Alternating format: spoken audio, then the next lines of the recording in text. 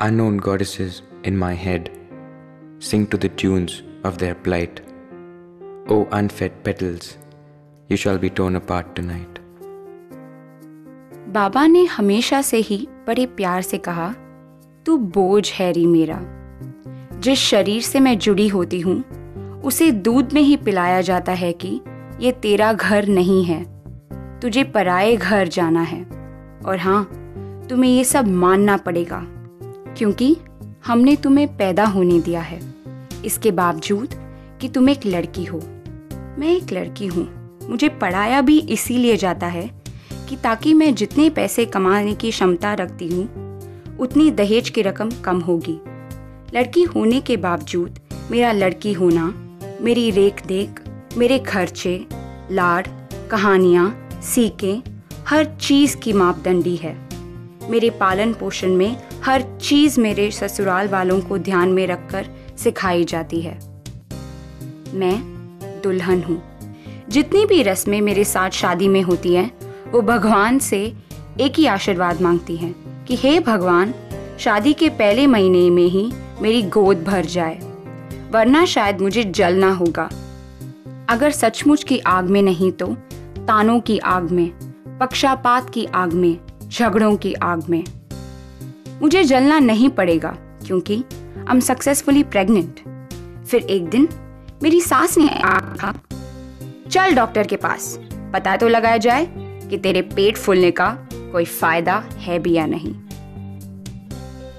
पहले मैं समझी नहीं, लेकिन अब जब यहाँ आ पहुंची हूँ तो याद आता है कि कैसे यकीन नहीं कर पा रही थी कि डॉक्टर ने कहा नुकसान है, अकाउंट क्लोज कर दो।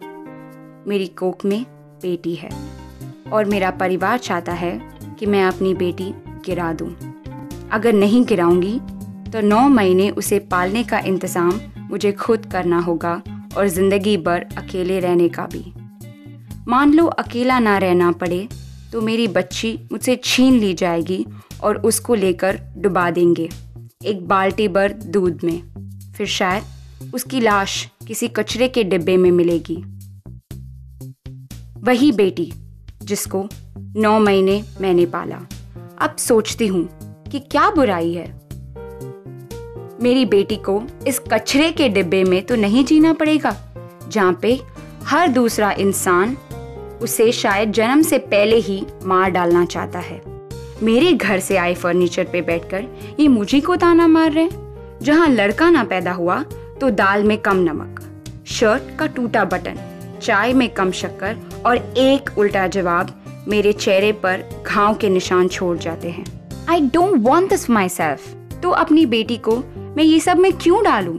After all, I don't owe to the world. I don't owe my daughter to the world or to the society. But should I give birth to a daughter in a society which has already aborted her from its heart even before she's born? In a society which has aborted respect for womanhood, respect for motherhood.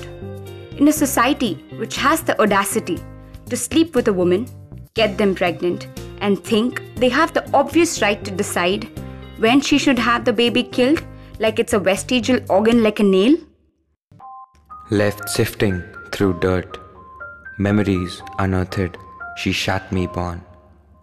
Chimerical are some, drowned are the rest, all at the crack of dawn.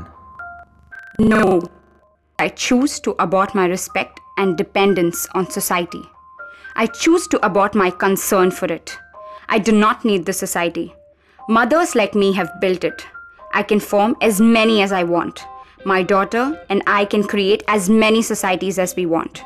सवाल ये है कि क्या करेगा ये समाज जब एक माँ के उल्टे हाथ का थप्पड़ पड़ेगा? Try being peaceful then. Love thyself and none more. Quit blustering through the crowd. Flout their desires and walk straight out the door.